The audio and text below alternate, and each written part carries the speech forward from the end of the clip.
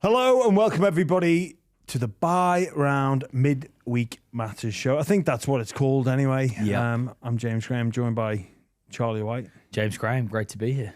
Great to see your face as always. How was your weekend? Weekend was pretty good, but I just want to bring something up from the get-go. I get accused of being a diva. Being needy. You are, but you are all those things. Very, I guess, pedantic or precise. You know, I like things a certain way. Yeah. But you've shown your true colours, or maybe I've just rubbed off on you. You asked permission to record the podcast with your pants off because you're a little bit too hot. Can't quite stand it's not even summer yet, my friend. Yeah, but it's hot today. It's very hot. It's very hot in this studio as well. Bright lights shining down on us. And I asked to a friend, a man who I've slept in the same bed as before in a hotel. You know, I've slept side by side with him, and I believe I was in underwear. I was in underwear though, so you've seen me in underwear before. The panic when I said, I might do the show in my underwear, you can't see it because of the desk. Yeah, but the people behind the lens, you know, our viewers on YouTube can't see it, but I'd be looking directly at you. Yeah, but I could have sort of, you know, turned this way a bit. You know, and also it's just me and undies. Who cares? You would be able to see my great diamond tattoo on my leg. Oh yeah, one of the highlights of my life, getting that tattoo. Didn't someone get in touch with you about getting that removed? Yes. I haven't followed that up. I can get it free removal. But then Siobhan, my lovely fiance, who's here actually pressing the buttons today, she said I shouldn't get it removed. She loves the diamond tattoo. She loves it. She loves it. I reckon that's one of those, like, trying to make you feel better about yourself. You try confidence booster. Yeah, a bit of a confidence booster. And also, you're not going to tell your husband in waiting that they've got a rubbish tattoo. I mean, it's a delicate conversation. Like, I don't know if you can ever tell someone that you think their tattoo is rubbish, because it's a bit of a no-go area. But like, you tell that to someone, like, what are they going to do? Like, oh, thanks for the feedback. It's kind of a permanent thing. I won't say. I'll say their name. They probably won't listen to the episode because they live in England now. But I had a friend Costa. I have a friend Costa still. He lives in London. We went to Bali when we were 16, big group of us, and he got his first ever tattoo. He got an owl on the corner of his back, and it was so big. It ended up covering like his whole top of his torso, and he got it on his lower back because he's like, oh, I didn't want it to be visible, you know. But then he put his t-shirt on, and then the wing of the owl was just coming up in the back of his neck. So you could see it when he was wearing a t-shirt, and it was the funniest thing ever. It was the ugliest tattoo I've ever seen in my life. So poorly done. It was like a cheap Bali tattoo, and he got his half back done. I'm sure he regrets that. I'm happy to say my diamond tattoo is one of the worst tattoos going around. I'm happy to accept that. I remember going through a bit of a period, early 20s, about thinking getting my surname tattooed across my... In case you forgot it?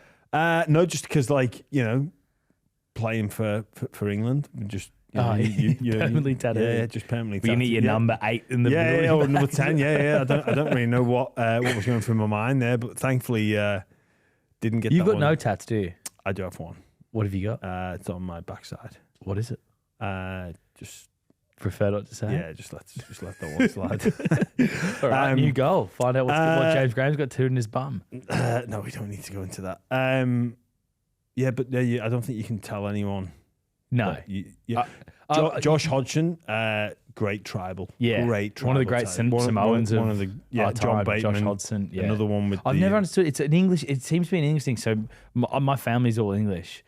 And we are like, my dad was one of his great friends, a guy called Simon. He's got a tribal tattoo, full Englishman, white Englishman. I don't know why was it a big popular trendy thing at one point? I think people just think it looks cool. Yeah, and it's so weird. It is a bit of a strange one, but yeah. You asked about. Oh, sorry, go ahead. My tattoo could have been much worse though. So I had initially got it drawn it up with my mum helped me. Good parenting by my mum. I was 16 years old. Thanks, Mum. But initially, it had a crown on top of the diamond. So it was going to be a diamond with a crown on it. It was so bad, man. It was so bad. Yeah. But yeah, thankfully, I've been scarred physically and emotionally. I've never got another tattoo. Because the only thing is I'm happy about is if it was a good tattoo, I probably would have ended up getting lots of tattoos. So I'd probably now be covered in tattoos, and I don't think it really suits me. So I've sort of changed. I've gotten older, and I I don't think that would suit me. Lots of tattoos. I think there's, obviously some people have them for very, very meaningful reasons. I think some people look really cool with them. I'm not one of those people. Yeah. I think gingers, we're a bit, we've got to be pigeonholed into society, and especially if you've got freckles, you Can't get the tattoos. You can't mix a tattoo with freckles. Yeah. I mean, Ed Sheeran, he's got them, but I mean, Siobhan, who's here, she's ginger. She's got a few tattoos. but she's got a not- little mouse. Oh, not a mouse, a cat on her rib. but Siobhan's not got freckly arms, so there's different stages, there's different gingers. Like, I couldn't have like the big sleeve. I mean, it look like baked beans have been spilt all over it. Like, no one wants that. No. But back to the weekend, Charlie. Really good. I'm in training. I've started very early. I've signed up to do a backyard ultra marathon. Now, what does that mean? Well, it means I've signed up to do a race. But how long is that kilometre? So, how long is that kilometre? 1,000 metres, mate. That's usually what the kilometres are. Yeah.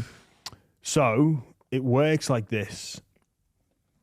On the hour, every hour, you need to be at the starting line to complete a 6.7K loop.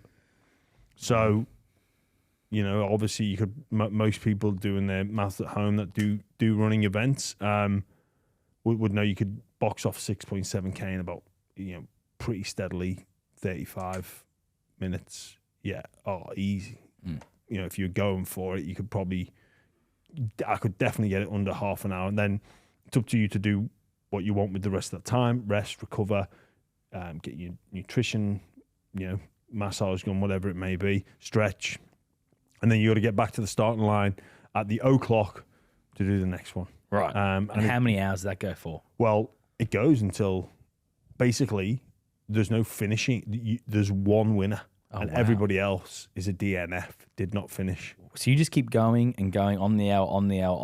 It's like it's like a long beep test almost, like a really intense long range beep test. Very, very good way of summarising it. You can walk at stages if you want. There's no rules on that. You've just got to complete the 6.7K loop and then be back at the start at the 0:00. What's your strategy? Have you started working on a strategy? Because just thinking that when you said walk, surely you just walk for the first 5 kilometres and then quickly get the 1.7 done. Yeah, maybe. But do you reckon you could walk 5K and you could do 9-minute splits, walking fast, 45 minutes, and you got 15 minutes around 1.7 Ks? Yeah, but then sooner or later you're going to run out of juice, right? Yeah. And obviously, but if you run 6.7, rest for 20, tighten up a little bit, run it like that. You can only do that for a few hours, I reckon. This is it. It's finding the right strategy for race day. So I think what I've been reading online, it's bringing in about the 45 to 50 minute mark, which is going to require some discipline to pull back. But I've got a target in my head of 15 loops, which will be over 100K. Wow, far out. Wow. Which it begins at 7 a.m. in the morning, which will take me through to 10 p.m. at night on a Saturday. And then I'll be in work with you, Triple M, the next morning. So what day is it during the footy season? It's a Saturday. Do you remember? 18th of April, I want to say. 18th of April. So, yeah, so I've gone early in the training. Is that going to change your Vegas plans while you're over there? You're going to be well behaved in Las Vegas?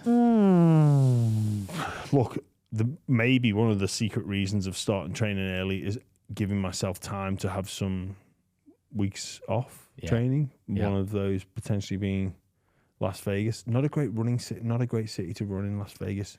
Not a great city to do anything except for gamble and drinking, really, if we're going to be honest. There's nothing really else doing there except for partying. Yeah, so like the way the streets, you'd have to get up very early. Street to chocker. Yeah. Windy. Wind, and desert wind, dry. You're always stopping, the walk, don't walk. Unless treadmill. Treadmill, I'm not a big fan. Long runs on a treadmill. Ugh, yeah, boring. You got to see different things. So I did 20K Friday. Over how many hours? Took me about 2 hours. And were you just running? Oh, yeah, I was just running. No, just running. Yeah, so doing that to begin with. Then I backed up and did 10K Sunday. But I'm going to get into some race simulations. But if there's anyone out there that's done a backyard ultra, or got any tips, please send them through. I am like training wise and maybe nutrition wise as well. And even what to how to build a program together. Mate, if you can pull off 100 kilometers, that's gonna be very impressive in 15 hours. In 15, yeah, but it depends the strategy and how you do it. Like, I mean, you've got to at least walk a few kilometers every hour minimum. Yeah, you probably can't run the whole way. There's no point. There's no point. Yeah, you can save your energy. Yeah, save your energy. Yeah. You a cricket man at all? Not now. Not now. Yeah, no. Who do you support in England in cricket? Yeah, which people might find strange if you're listening. If you don't know, I was born in England, lived there until I was about 5-6 years old, moved over to Australia. But I hate the Australian cricket team. Always have hated the Australian cricket team. As a kid, I would sit with the Barmy Army with my dad, watch the cricket. So massive England fan. Yeah. But it was quite depressing. But it always is. It always is when they come down here. It's always disappointing. Well, it was a strange game, wasn't it? Yeah. It was. England started horrifically. Australia rattled through them. Then Australia batted horrifically. England looked in cruise control. They had about 100-run lead, 1 wicket down, and then disaster happened, which has been the way with Bazball through that period. Brendan, what was a funny stat, though, with the game? England, there was not a single wicket taken by an Englishman in the test. I've been sent that. So we got Australians did it because Bryden Cast is like a full-on South African. You hear his accents like Kevin Peterson when he was playing. And then I think Joff Rash was born in Barbados. So England had no. But I mean, what's it mean anymore? I mean, we go down the eligibility route. And I don't know if you ever like a full-on South African accent. It's kind of strange that you're playing for England. Yeah, I love Ken Pearson, who's my favourite cricketer, but I feel like if you've got the accent of the nation, you probably should still be playing for that nation. Is kind of how I view it. Yeah, I get that. You know what, Charlie? I'm really pleased you brought this up because I got sent a post of a fella that grew up in St. Helens, began a business. His name is Joe Walsh. He's as British as they come. He moved over here to Australia and he's done the full U-turn and he's now claiming to be an Aussie supporter. I think this is as bad as Ben Dobbin. Yeah. When if you're born in New South Wales and you support Queensland, that shows your character. Shows your character. If you grow up in England, you spend your whole childhood there. He moved over here. He's probably about 35. That's insane. Right, and here's his post. Yeah.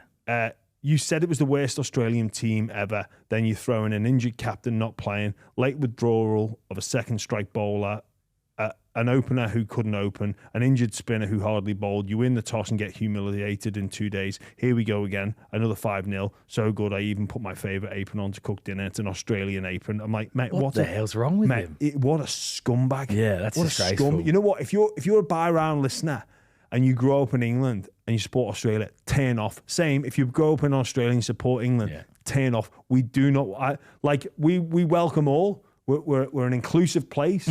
But not for those type of people. Also, I don't think Australia would want his support. Mate, he's an Englishman through and through, and that's true hatred. Who are you trying to impress? It's true hatred as well. England v Australian cricket is true hatred. All you're doing is advertising the fact that you're a bell. Yeah, you know that's what? That's all you do. You're not saying I support one country or I don't like another country. You're just advertising the fact that you are a certified bell. Yep. And I cop a lot of shit for supporting England in sport because everyone says I'm Australian, I've lived here, so all my friends give me shit for supporting Australia. So much so that they asked me at the pub on Friday when I was really up and about because they were 9 for 120 and I was rubbing it in their face a little bit. They said, if there was a war, would you fight for Australia or England in the war if they were up against each other? I didn't really know how to answer that. I probably would fight for Australia, but then I can't support Australia in sport. I just can't do it. I can't, but then them saying that made me think, I probably am. I am Australian then. It's a tough dilemma. What would Australia and England go to war over? That is that's just not going to happen. No, I'd fight for England in the war, and then I'd fight for if Australia in a war against someone else, I'd do genuinely hold a gun against yourself in the mirror. I do enjoy living in this country. I respect what it's done for me. Yeah, I'm a family, so I feel like I owe this country I'd fight for Australia, just not against England. Yeah, yeah. And we would never fight against each other. No. Only in sport, only in sport. You also, a club that you're very close to, or someone that you would fight for, the Canterbury Bankstown Bulldogs. People weren't happy in the... we basically, if you haven't listened to it, go and listen to it. We basically rank every team's premiership chances for 2026. Not a ladder, but how likely they are to win the competition. Dogs were very high on the list. A couple of people commented that they disagreed, and some people, brought up the spine issues and the concerns around that. And also Leo Thompson. There's a lot of question marks over Leo Thompson as well. And you know what? That's fair enough. It's an opinion show. It's not a fact show. I've looked at the trajectory of the Bulldogs, and that's where I think they are. Yeah. And I've presented my argument in that show in terms of what Cam Serraldo has built. I don't think there'll be any distractions in terms of what the starting team looks like. There's some excitement there about Mitch Woods. I think Leo Thompson was a very thorough investigation-based signing. This isn't just, he's a middle forward and we'll take him.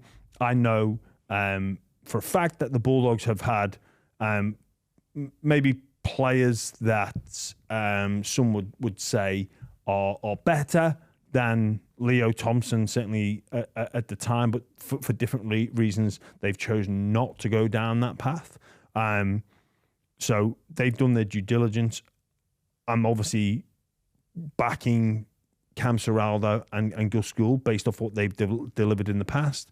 But again, it's just an opinion. It's not. I'm not right, and I'm happy to debate people. Like I always say, Charlie, strong opinion, loose grip. Yeah, and I love that take. I love that you say that. What it does make me think, though, is I think you were saying what a lot of Bulldogs fans are thinking, in the fact that they see themselves in a premiership window, and it's top 4 or bust. It feels like it's maybe premiership or bust to some Bulldogs fans. And realistically, if it ends up being Woods and Galvin in the halves, how can those two players lead a dog side to a title? You just know that inexperienced halves don't win premierships. There's so much evidence of that throughout the history of rugby league. So how can Woods and Galvin, if that's what the combination ends up being, carry them, to the top of the ladder? Because there's so many question marks about Burton and if he's going to play in the centres or not. Well, there is a lot of question marks around who will play where, and that is to be determined.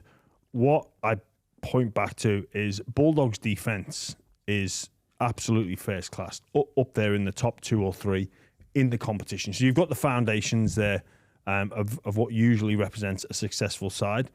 What were the issues? Well, attack. Okay, we can all agree on that. And size of middle. So with Galvin in a full preseason, you'd like to think that would be addressed.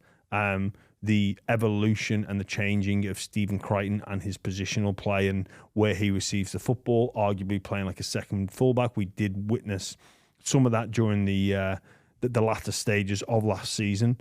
And then the middle, in terms of the size, that dominant forward, the person that fits in that role is Leo Thompson. So they've addressed those 2 issues as well as having the bedrock of what success usually looks like. I just worry for them too many other teams are going to improve at a more dramatic rate than the Bulldogs. I think we will see teams improve, but I think we'll see improvement in the Bulldogs. Yeah, and that stability of a bit of the known with a sprinkling of new. We'll see them right. There's some good signs for Gavin in preseason. I saw he was winning the yo-yo tests and things like that. He's done well, so good signs on the Bears. Sorry, go again, mate. No, I was just going to say it wasn't on the rundown, Charlie, but I've got to say World Cup draw was out. Yes. They group it in. So Pool A, Group 4 A, teams. 4 teams. Group C and D. Sorry, B and C. So if you're ABCs are not his strong point. If you're in Group B, you play all of the teams in Group C. Correct. And if you're in Group C, you play all the teams in Group I know, B. It's quite maddening that that's how it works. Very confusing, but I am starting to come to terms with it. And the top 2 from Group A, most likely Australia and New Zealand, will go through to the semis. It will be a 6-week competition, no quarterfinals this time out. And then a combination of the results from Group B and C, the top 2 will go through to the semis to play, most likely, respectfully speaking, Australia and New Zealand. From an England perspective, one of the headlines was England avoid Australia and New Zealand. It's like, look, I think we'd want to play those. I don't necessarily look at that as a good thing. I think England would have want to have tested themselves against Australia and New Zealand. The more times we can play Australia and New Zealand, especially away from home, is going to be beneficial for the national team. Notwithstanding the fact that we've played Tonga first up in the first game over in Perth, like it's almost a knockout game. It's almost a knockout game because if Tonga beat England, like respectfully speaking, I think they'll beat the 2 remaining teams in the group, which I think maybe a France and PNG, I can't quite recall. Or they're going to rely on Tonga. Sorry, no. Tonga will have to play Samoa because they're in England's pool as well. I'll run you through the pools. My bad. Yeah. So England basically, if they don't beat Tonga, they're going to rely on Tonga beating New Zealand and then going through on some sort of points difference. Correct. If that didn't make sense because Jimmy butchered it a little bit, I totally get it. But it's Yeah. England are in the pool with Samoa and Lebanon. However, they'll be playing Tonga, Papua New Guinea, and France. Yeah. So you're right. Samoa obviously play Tonga as well, but they have to really win that game against Tonga. It's not necessarily disastrous if Samoa beats Tonga. No, really, they have to win that game. They have to beat They have Tonga. to win that game. They have to beat Tonga. Yeah. Or hope Tonga beats Samoa. that if they don't, they need Tonga to beat Samoa. Yeah. And And then they're maybe hoping Papua New Guinea, beat Tonga. It beat but- Samoa. yeah, it's incredibly tough for England to face Tonga first out. Like, I don't believe there's any room in the English calendar for a mid-season game. I don't know if they're going to get time for a warm-up game. And like I say, I think, England need. It's good that they're playing Tonga, but it's almost knockout football straight away. Yeah. And I think England would have relished the opportunity to be in that Group A, face Australia with, without the consequence of the result being a knockout, but just get a taste of it. But obviously that's reflected in the rankings, and that's what you get for not being in the top 2. The great part about this as well is the Women's Rugby League World Cup is on at the same point, and we've got doubleheader semis at McDonald Jones Stadium, Allianz Stadium, and Suncorp Stadium for the grand finals. Because Suncorp's got the grand final, which personally I love. I love that they've taken it to Suncorp. Think back to 2017, it was great. That's where your grand final was, wasn't it? Great location for it. And obviously it's good that Sydney have got some games as well. Yep. Wollongong, Perth, Papua New Guinea, areas in New Zealand. So looking forward to that. But yeah, wow, the first game, it is going to be on for young and old for England v Tonga. I'm going to say something, you're probably going to disagree with it. Is it crazy to think that New Zealand could be the favourites to win the World Cup? Yeah. I just think the way they've looked the last couple of years at international level they've looked so strong. They looked so strong during the Pacific Championships. Their forward pack's unbelievable. They've got enough excitement and strike in the outside backs. You saw what Dylan Brown did during the Pacific Championships. Australia will still be massive favourites, mate. Kevy Walters still not confirmed as the coach for the World Cup as well. It won't be long before that's ironed out. Yeah, and hope. England v Tonga, what a way. Australia playing New Zealand that first week. Yeah, first game. Allianz Stadium, Sydney. Blockbuster. But then, bang, the over in Perth. Yeah. England v Tonga. Big. Yeah, and you might be there as coach, who knows? Please. Jayden Campbell has rejected the Perth Bears. Could have had an extra $1.5 million if he went over to the Perth Bears. However, he's decided to stay at the Gold Coast Titans. It's pretty disappointing for Perth that they're going to throw that much money at a player like Jayden Campbell and still miss out. Yeah, it was a huge offer, and they would have really fancied their chances. Would have, in the pitch to Jayden, it would have been around get to play in your preferred position. Obviously, Josh Hannay has spoke to him and said, I can turn you into a gun 7, not too dissimilar to what Melbourne Storm did with Jerome Hughes. He's obviously liked what he's heard there. I think listening to his comments or reading his comments, it's the preference was to stay. But the law of a bigger contract and playing in your favourite position would have been hard to turn down. I think, the Perth Bears will be disappointed with this. I think this, like, realistically is a fish they thought they could have landed.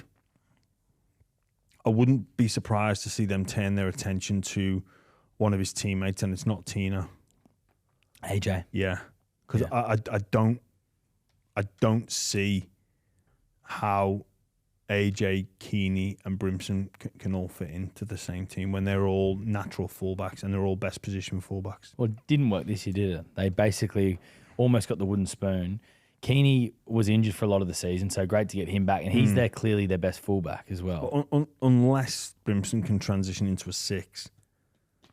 Well, but again, then look at Hane and in terms of his workload, rookie coach, he's got to turn a 1 into a 7, which is going to require a lot of resources from the man himself. But then, obviously, the move from 1 to 6, and AJ's kind of played there before, but yeah, I'd be, if you're a club on the look for a fullback, which obviously the Perth Bears are, I think they'd be asking the question. It's funny how like Will Kennedy was just off contract recently, and it was like the worst time possible because everyone had a fullback. It does feel in the next couple of years it's a much better time to come off contract as a fullback, because obviously the Dragons are going to need someone to replace Gutherson long term. The Roosters are going to need to replace James Tedesco long term.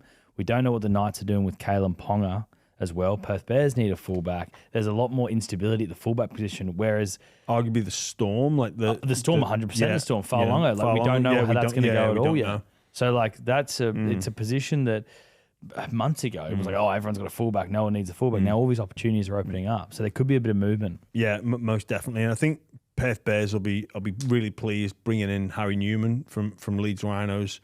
Obviously, an England international, got to play in that third test. Very capable player. I think the move out here will suit him. What sort of style of player is he?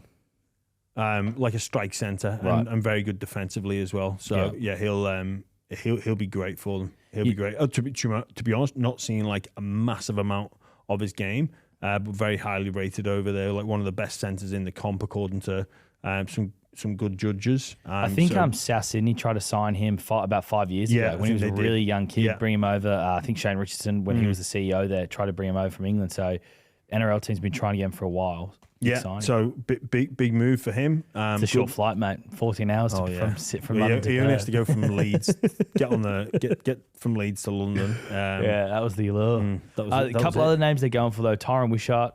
Yeah, I can see the attraction there. Liam Henry is another one that. Well, that's almost a done deal now. Yeah, that's $600,000 a year.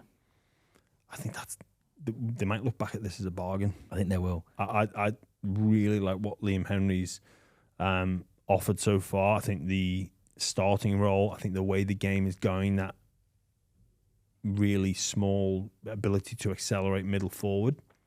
And obviously coming out of the Penrith system. Yeah. I think sometimes when you look for recruitment, you look at not just the player, but the environment that they're currently in. Sometimes those are in a bad environment and they just want to get out and they want to restart. That's a great way to get the best out of someone. But you look at what the most recent example in the Redcliffe Dolphins, they went and signed a lot of players from the Melbourne Storm because they knew they were going to set the standard.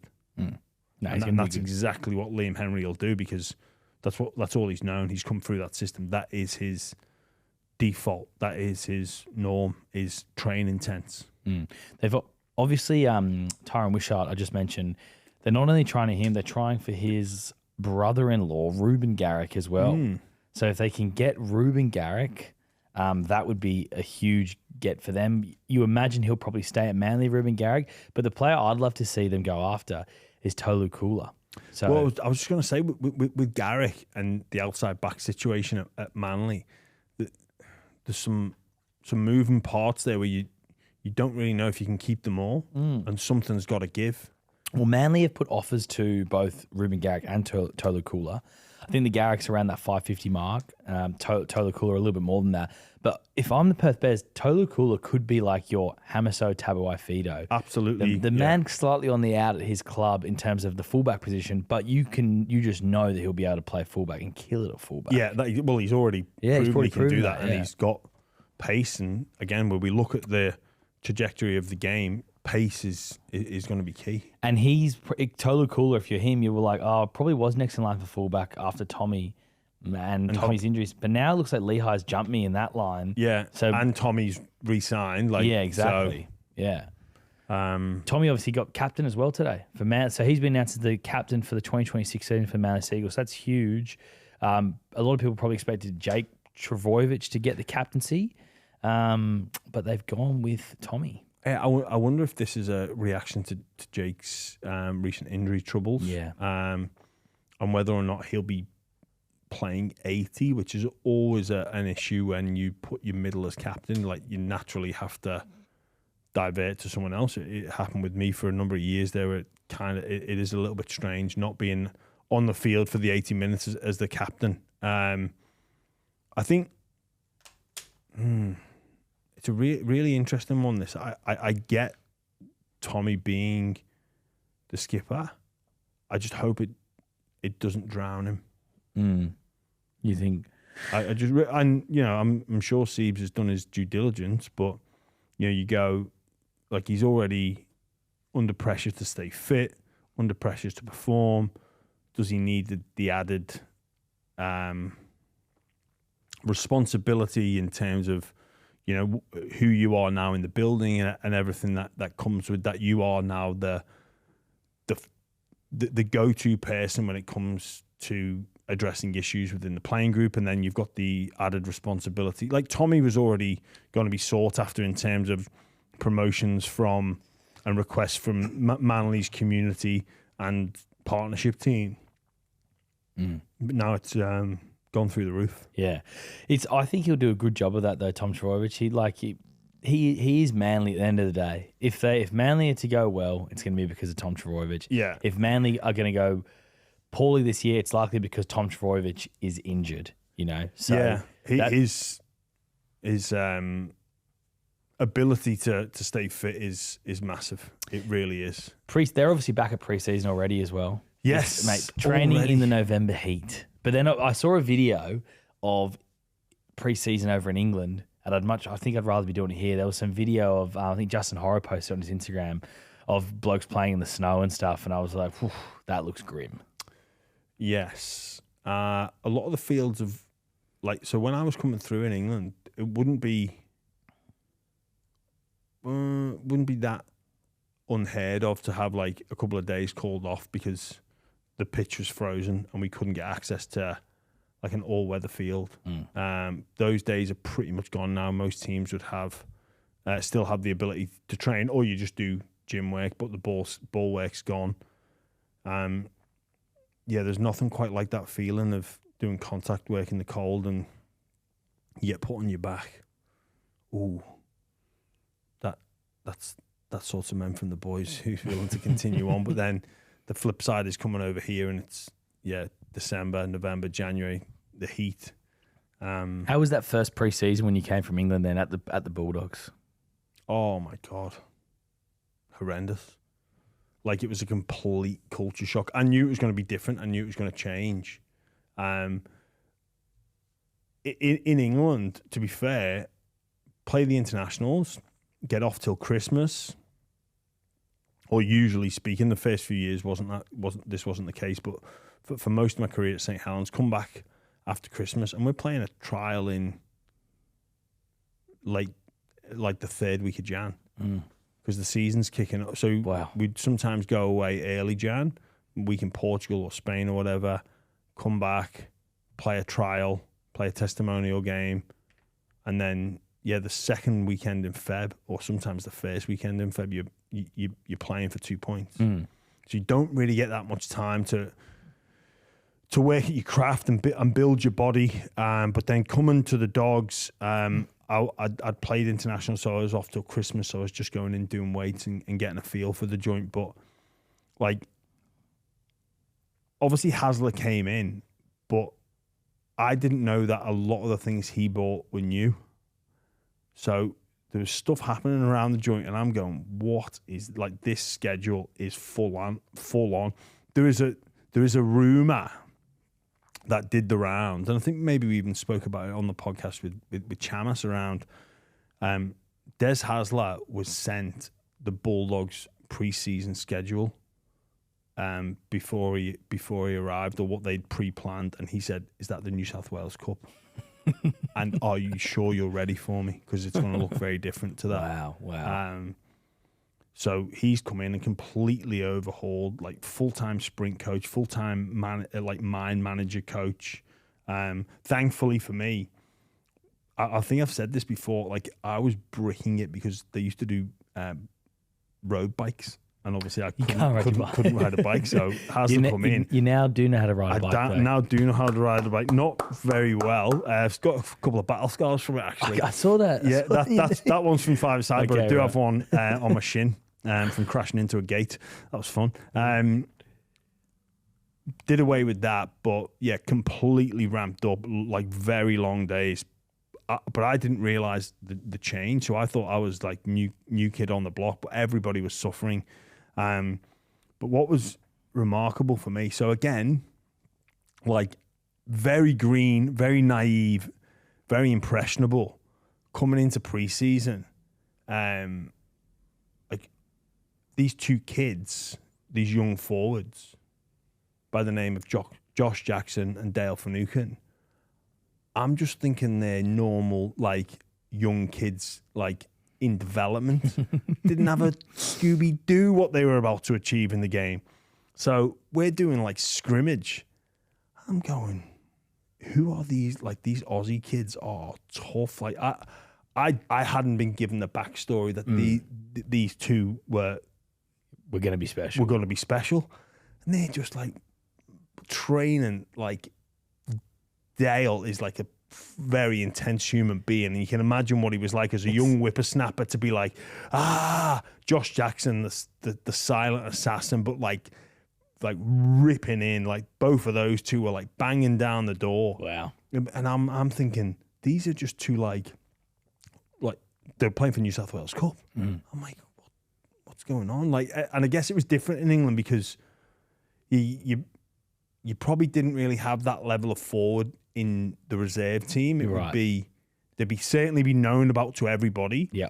And it would, more often than not, it kind of a little bit different. I know what you're saying. Yeah, coming in and seeing those two just getting after it, I was like, what is going on here? Yeah.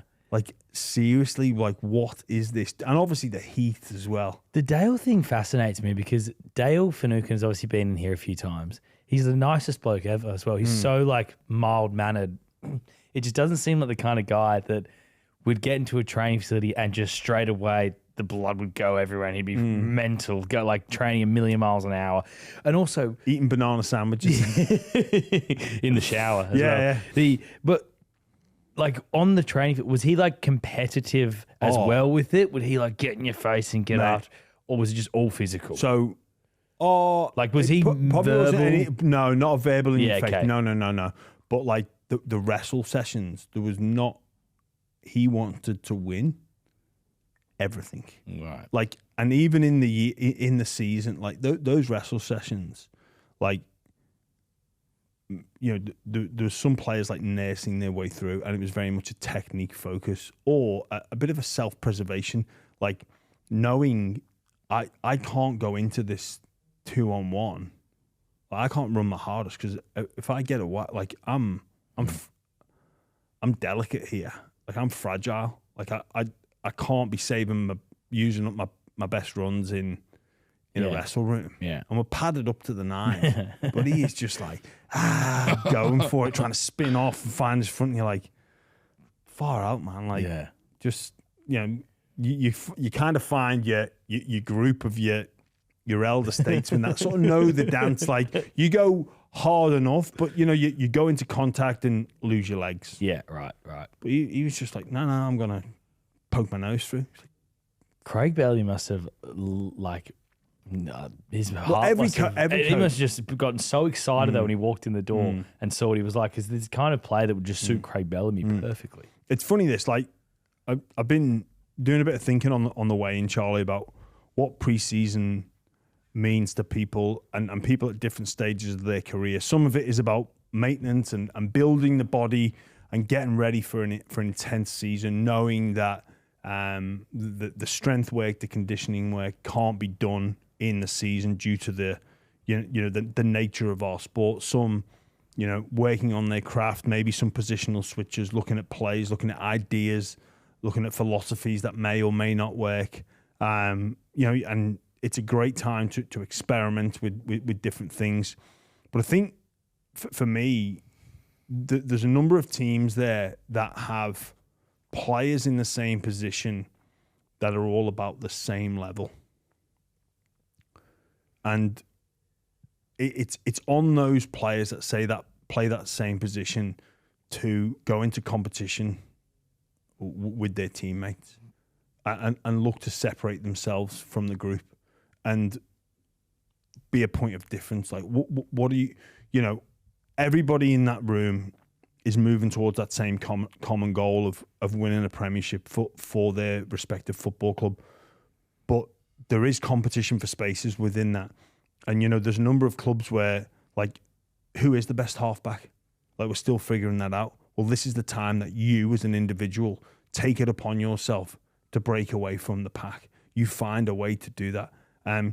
It was one of Hasler's greatest, like, not sprays, but like philosophies of the training. So me and Aidan Tolman went neck and neck in the running conditioning, like when we were at our peak, and he wouldn't stand for us going together. Like we'd be at the front, and he'd be screaming like, "Somebody break away! Wow. Somebody kick!" Because he wasn't willing to accept, and also he's screaming at us. But also, it's kind of a fine balance because if you kick, you're going to be gone. Like you are going to be gone, and it cost both of us once in a. I don't know if it was the preseason or if it was a break in one of the buys, but we both went, like, we responded to his kick, and we both kicked, and it was like maybe like a 3-minute drill, but we exhausted ourselves. Right. Like, we literally went bananas on this one drill, like trying to beat each other, trying to separate. We cut, like, he's telling us to kick and we're going. Yeah. But it was, we accidentally did what's called a Wingate test, where you go maximum effort for a very short period of time. Mate, we actually couldn't keep up after that. Like, wow. we spent ourselves, wow, which was stupid, really. Yeah. But, like, we had Hasler screaming. I can't remember if it was pre-season or in one of the training weeks. And we're like, all right then, we'll go. We'll show you, Gaffer. But we were actually pointless. We couldn't survive. Because you were always one of the fittest players in your teams. We're always winning the 10K trial, 10K time trials. Oh, we didn't do 10K time trials. I was told once by someone that you were always winning. What was the 2K? And you would always win that. I'd be up there or there, but with the forwards. So you just had that endurance and that. I enjoyed running. I still do. Like I said, doing the what's it called? The backyard ultra. But you had a very elite stamina. I'd say it was something I focused on. Yeah. Like, it was an attribute that I valued. Yeah. Yeah, fitness. Yeah. Pre-season, it's very interesting because during round table we have Matt Cameron on. It might be the episode that comes out this Thursday. Basically, he talks about managing a salary cap, and there's going to be 2 players that appear every year at every club who are NRL first graders, and you will see that this year. There's guys we don't know the name about, but by the end of the season, there'll be household names in the NRL. Obviously Matt Cameron at Penrith, he sees that, but there is for every, oh my God, he's going to be a gun, the Dale Finucane, the Josh Jacksons. I imagine there's a conveyor belt of players at Penrith. There are a few that, oh my God, this guy is going to be, like, insane. And then No, just doesn't happen. Yeah. Just whether it's injuries or just, I don't know if it's the pressure of actual first grade or The mental side. yeah, of the the game. mental side, the nervous side. I think you know what? I think the game is really improving with that. I think there's and I suffered from it as well. Like the self-doubt, the nervous energy that was spent in the build-up to a game. I think, I think if I look back at my career, one thing I'd love to have tapped into more is the calmer approach in the week of I'm talking like away from the field. I think teams and players are starting to tap into that now. Like you're realizing, okay, if you've got this athlete that is demonstrating in a preseason conditioning drill, wrestling drill, whatever it may be, that they can compete with these other elite NRL players, but then that's not transferring to the football field. Well, what is the problem? It's clearly a mental or an emotional problem, or something that's happening away from the field. So I think teams are now diving into that to figure out, well, why is that not transferring over to an NRL game or a New South Wales Cup game? Why is this guy, the old trains like Tarzan, plays like Jane, to excuse the level of sexism in that comment, but it is a real thing, and it's something that I think we're starting to see maybe less and less of. The mental side of sport is just, it's arguably it's not the most important, but it's arguably the most important part though. Really, once you get to guys at your level, which you're all elite, finely tuned athletes, the guys that can kick on to that next level have to have the mental side of it so strong. Yeah, you know what? It's funny. I was listening to a podcast with Dana White on and talking about the mentality of his fighters, and even a lot of people can't understand what they do, but they can't understand what other people do, and that something bad potentially going to happen here, and maybe that's part of maybe there's a level of at training, maybe a false safety net, and that's actually an interesting point, because we're going to talk about Katoa coming up, about a false safety net of getting hurt, and those like elite fighters, even though like the top champions will lose 2 in a row and get severely beaten or knocked out, it's like, no, I'm going to go again. Yeah. And most people can't understand why they do that, but they can't understand why most people don't do that. Yeah. Well, if you're listening now and you're thinking, I'm going to put myself in if I put myself in the most comfortable environment in my life, what would it be? Well, for UFC fighters, the place where they feel the most comfortable in their whole life might be inside that ring, or might be on that footy field if you're a footy player. Yeah. So that's why you want to be where you're most comfortable. Yeah, and it makes you feel alive. It's a thrill. And it's, for some people, it's like it's all they've known. When you think about it, most footballers, barring 1 or 2, pretty much come straight out of high school. Don't really work. A few maybe for a year, and we know Melbourne Storm have that. That system of a pre-season where they work, and then it's more of a gratitude thing. But and even when you're young, you're playing so much footy. It's all about footy when you're young, because especially when you get to that level where you're almost going to make it. You're training a few times, but you're playing games on the weekend. It's a huge part of your life. But also, there's a level of, or a mentality of, invincibility or ignorance. Yeah, like I won't get hurt because I've not been hurt before. So why would it happen now? Yeah, like it's bizarre. Like, thinking back to that psyche of just like at no, like there was the thrill, but there was never a point really where like I feared. Yeah, there's that little bit of like, oh, come on, we're on. But yeah, the psyche and what goes into to pour you, like for some of these athletes now, what they're going to pour themselves into is arguably the hardest part of the calendar year is the preseason. Like the mental, physical and emotional exhaustion, especially those players that are playing for a contract, playing for a spot in the 17. Like, they're pouring everything into this. Those young bucks that are trying to make away, those fringies that are thinking that they can get that spot in the 17, that third choice halfback that thinks, no, I'm going to break away from the pack. I'm going to excel. Your likes of your Mitch Woods or your Ashton Grays at Souths and Humphreys, all these players that are just going all in. Like, it is exhausting. Those guys coming back from those long-term injuries and the mental side of that. And I mean, that's where we are going to talk about Katoa. That's going to be the hardest part for Katoa is dealing with the fact that he almost died. He almost died, and then putting himself in that environment that almost killed him again. Yeah. Yeah, and trust me, that changes how you approach the game. Yeah. Like, I've got absolutely clean bowled in the end of 2019 season for GB, and it made me reevaluate my approach, and sometimes I'd forget. Sometimes I wouldn't.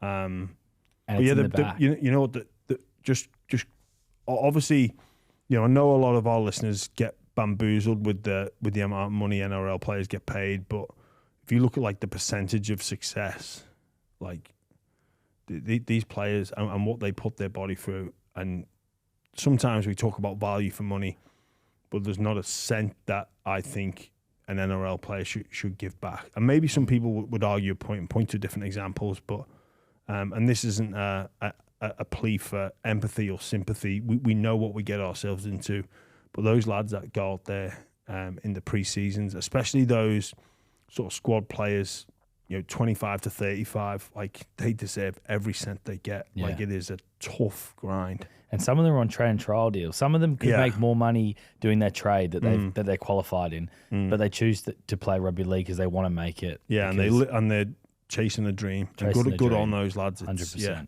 100%. Go on. No, you go, mate. You go. I was just going to say, we'll move to Qatar. Yeah.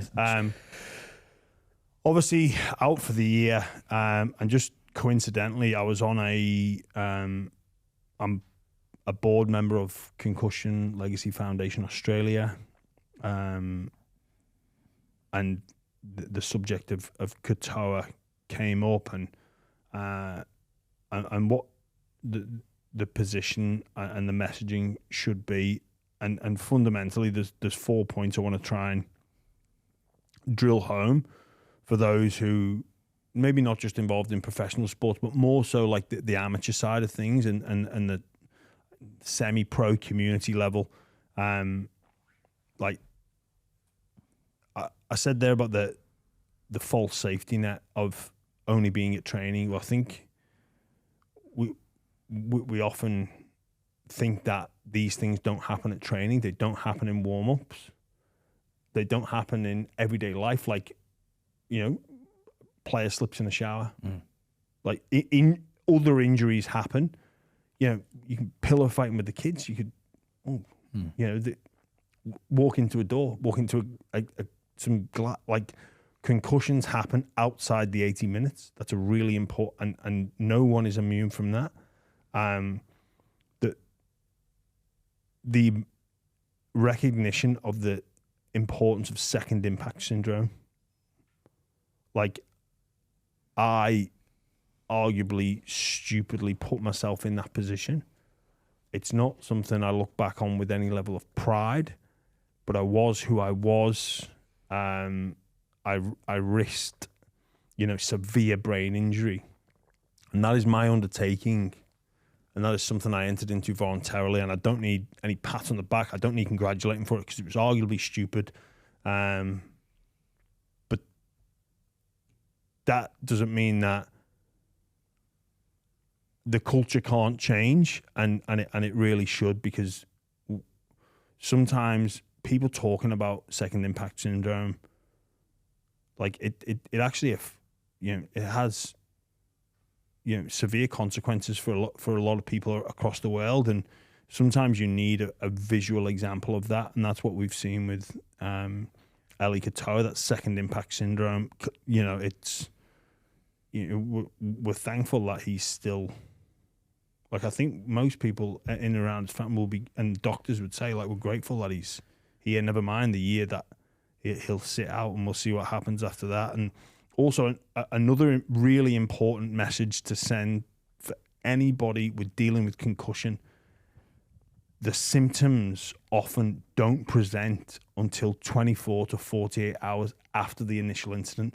So just because an individual presents fine or passes protocols doesn't mean, like, you've got to keep a close eye on these individuals. And again, very easy to talk about, very difficult to implement, but this is some of the messaging that will be coming out very, very shortly. What do you think the answer is then? That second impact is the simple answer to just get a lot more tighter on how HIAs are ruled, and if it's a Cat 1 or a Cat 2, and maybe we see a lot more Cat 1 incidents and especially those ones that are intense force to the head. I think we'll see a tightening up of, or a broadening of what a Cat 1 is. I think we'll likely see this year more Cat 1s for incidences that would have been Cat 2s in season 2025.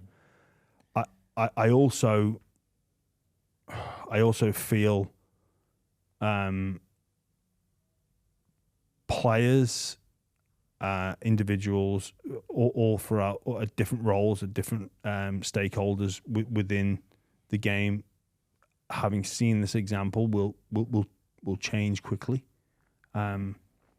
because my thoughts are with Katoa, and my thoughts are with people like Christian Wolf that have to endure this as well at the moment, and we don't know what's happened there, and obviously the truth will the investigation will show whatever's happened, but there'll be a number of people in and around Katoa that will be feeling beyond, like, just horrendous at the moment. Yeah, and I think that will change the shift in attitudes potentially, and then also I think it's potentially worth looking at the mouthguard system that currently operates in rugby union, which again is another safety net. So fundamentally, how it works is every player is mandated to wear a mouthpiece.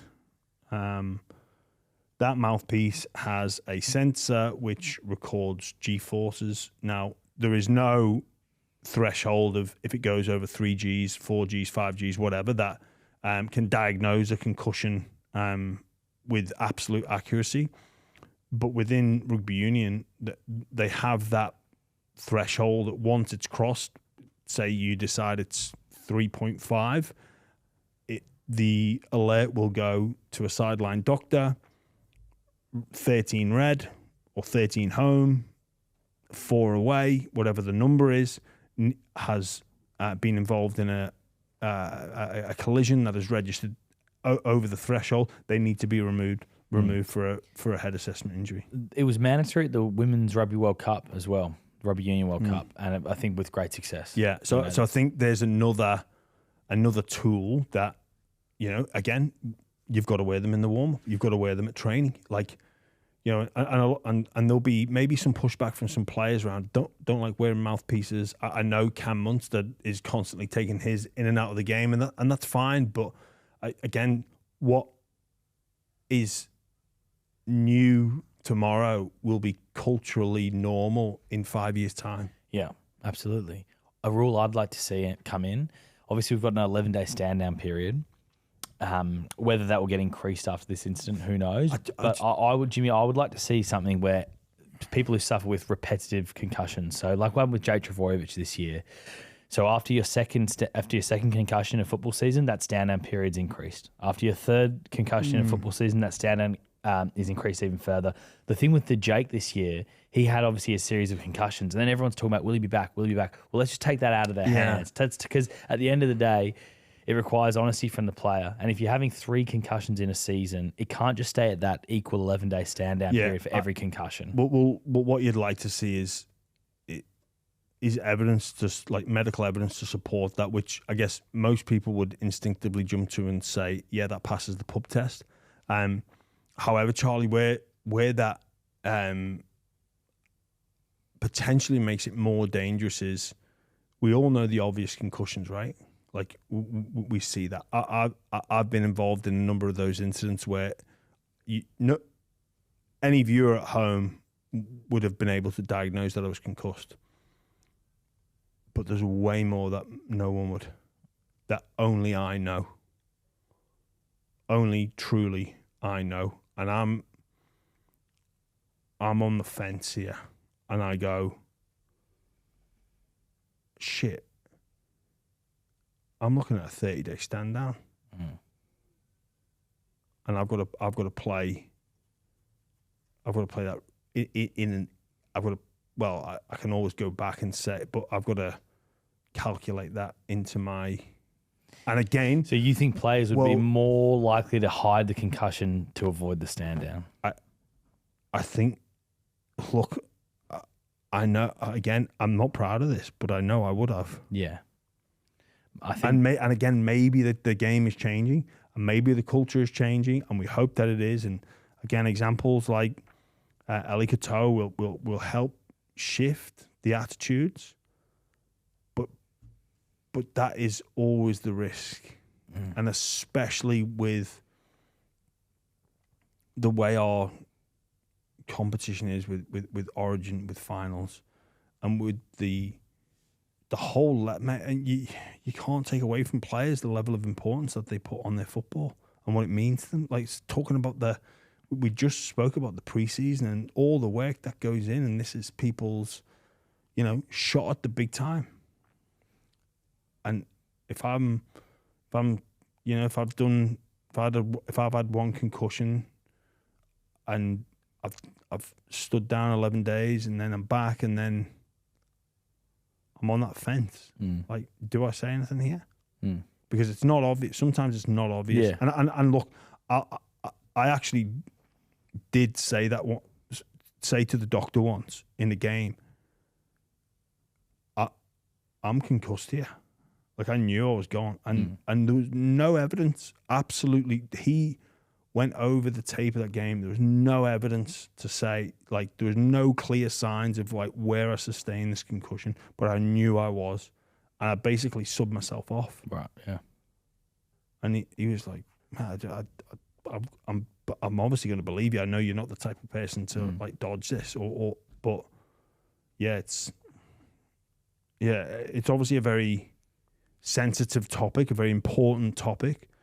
But yeah, the mandatory standout, I think in principle, great idea and very valid.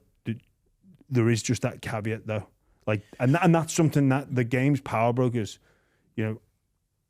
again, from a legal and liable perspective, their best practice would be to mandate those stand-downs. And really, there are concussions that players can't hide as well. Yeah, exactly. So there are those ones where they can't hide. And that could be the argument with, okay, yeah, that player was on its third concussion. You could also argue that players who would try and avoid a 30-day stand-down would also try and avoid a 14-day stand-down, 11-day stand-down. Oh, yeah, well, absolutely. Yeah, of course, yeah. And I guess from a governing body point of view, I think it would be wise to put them in. And then that then, whether you agree, whether you like this attitude or not, but it does put the responsibility back onto the individual, and you as a governing body say, hey, we did our tests and you told us you were fine. And also, for me, the big thing, it would just take pressure off that player who's dealing with this injury. And it would be a hard injury, I imagine, to get your head around. I've got concussion. It is like how you actually process that when your body feels fine, but your head doesn't feel fine. But yeah, and it would be one of those things where you could see players really try and tough it out and just tough it out. And again, I think, like I repeat this line, the culture is changing. Yeah. And most definitely for the better. A couple of things before we wrap up, because we've probably gone a bit long now, but a couple of things to quickly wrap up. So I did a podcast Monday morning about an R360 was mentioned on by Brent Reed that basically... fans don't like this, Charlie. No, I know. We're giving free advertising. Free advertising for R360. He was told by some agents that the news had gone quiet on R360. However, he was in here today to record a podcast with us this afternoon we're basically doing a salary cap health check podcast, which comes out on Sunday, all 17 clubs. How is your salary cap? What space do you have? All that sort of stuff. And he said that that's now changed again during the day because basically they're getting ready to offer those contracts to the players. The long form contracts, which they expect the names Zach Lomax and Ryan Papenhuyzen to be on that list. So this is changing. This is changing rapidly, but it could be a big week for R360. Could be, and it could be a disaster. I guess. Look, I'm probably now in the view of like until it's on, let's talk about when it's on. Yeah, it's like we've done our round table on it. It appears there's chopping, there's changing. I'll tell you a bit of a story about R360. So I was with someone who is one of the founders of one of the biggest social media companies in Australia. And he was talking about R360. And he said that he was approached by R360 to create a a social media page similar to what they've done and created, which is one of the biggest in the world, for R360. Which to me sounds like that's not something you would bother to go and do unless this is a genuine competition. Like social media is pretty powerful. That would certainly help their cause. Of course. But I mean, for me, I think it is going to happen. I think it's just a matter of it coming to fruition. It's going to be interesting, and obviously the releases of those two players speak volumes. So absolutely. And then finally, Ponga.